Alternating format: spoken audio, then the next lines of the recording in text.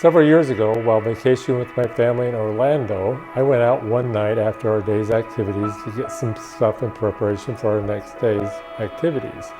Well, I'd purchased quite a few items at the store, and rather than take 2 trips up to the room, I wanted to go in just 1 trip. I got to the elevator, pushed the button to call the elevator. As I stepped in, a couple of the items began to shift. In my efforts to write the items and not drop them, I dropped the keys. I watched in horror as the keys fell to the floor of the elevator, but unfortunately, they fell right at the crack between the elevator and the floor. There they were, 4 feet below me, inaccessible.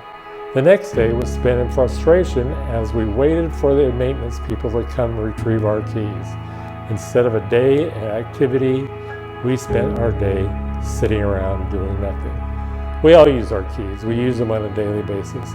We use them to unlock doors, letting us into rooms, into our hotel rooms. We use them to turn our cars on.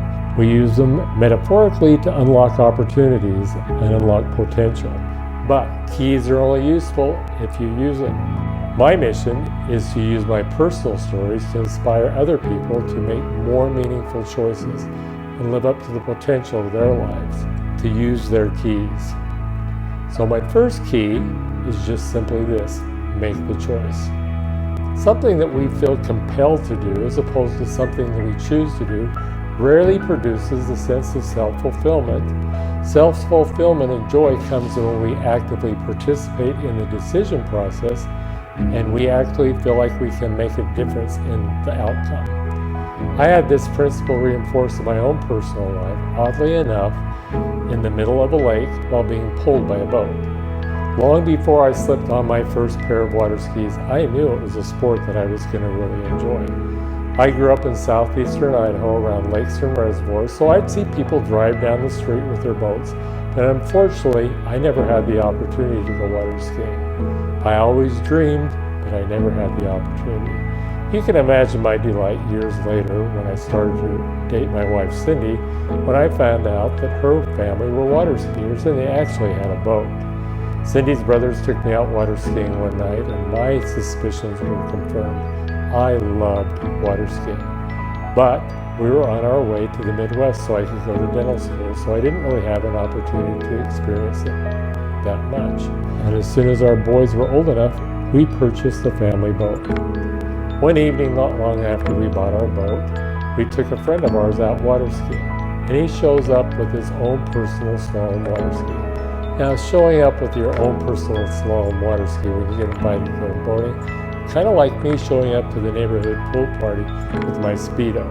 It really raises the bar of expectation. Well, unfortunately from our experience, Bob really didn't need to bring his water ski that night because he really didn't live up to his potential.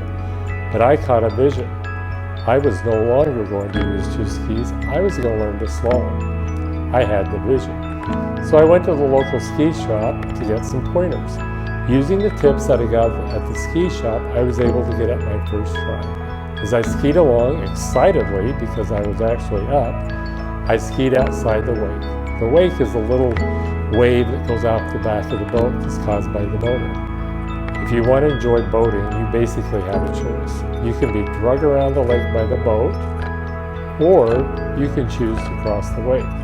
Once you make that choice to cross the wake, the whole entire lake becomes your playground. For me, that's heaven on earth. What I'd been dreaming about when I sat on the tractor on those hot summer days in Idaho was not just crossing the wake, not just water skiing, but was making those big rooster tails that we all picture when we picture water skiers. I found that after countless falls and a couple of cracked ribs, by leaning into the turn and carving at the back of the ski, I was able to throw up some pretty big rooster tails. But they're only possible if you make the choice to cross the wake. My water skiing experience taught me that with education and planning, you can mitigate challenges. Such as it is in life, with education and planning, you can mitigate the challenges. But once you choose to cross the wake, once you choose to confront your challenges proactively, the possibilities become unlimited. I've used this principle countless times in my own personal life to achieve my goals and make my own personal dreams come true. So my first key is this. Take the key out of your pocket, use it, make the choice, and cross the way.